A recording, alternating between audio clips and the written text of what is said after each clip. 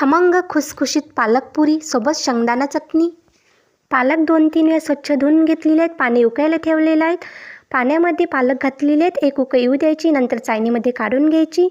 5 ते 6 लसूण पाकळ्या, 4 हिरवी मिरच, अर्धा चम्मच जिरे, अर्धा इंच आल्याचा तुकडा, थोडीशी कोथिंबीर घालून पेस्ट करून घेतलेली आहे। पालकची पेस्ट करून घेतलेली आहे। एका भांड्यामध्ये पालक काढून घेतली। 2 चम्मच बेसन, 1 चम्मच लाल तिखट, 1 चम्मच धनी पावडर, 1 पाव टेबलस्पून हळद, अर्धा चम्मच जिरे, अर्धा चम्मच आमचूर, 1 चम्मच मीठ चवीपुरते, 1 चम्मच लसूण जिरे मिरचीची पेस्ट आणि 2 चम्मच ती, 1 चम्मच क्रश केलेला ओवा, 2 चम्मच तेल आणि जितकं डो तयार करायला कणिक लागते त्यानुसार कणिक घ्यायची। डो तयार करून घ्यायचा सॉफ्ट, 10 मिनिटे तसंच ठेवायचं। तोपर्यंत शेंगदाणा चटणी करून घ्यायची आहे। अर्धा वाटी शेंगदाणे भाजून घेतले, 1 टमाटर, 5 ते 6 लसूण पाकळ्या, 2 हिरवी मिरच, जिरे आणि छान बारीक करून घेतले मिक्सरला। आणि इथे एका पॅनमध्ये 2 चम्मच तेल घातलेले आहेत, जिरं मोहरी घातली, त्याच्यामध्ये हे वाटण घालून घ्यायचं।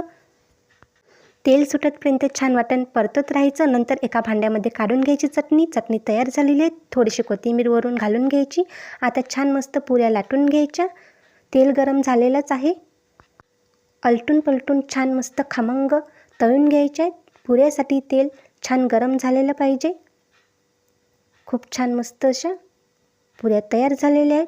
तुम्हाला जर ही रेसिपी आवडली असेल तर लाईक करा, शेअर करा। व्हिडिओ बघितल्याबद्दल खूप खूप धन्यवाद।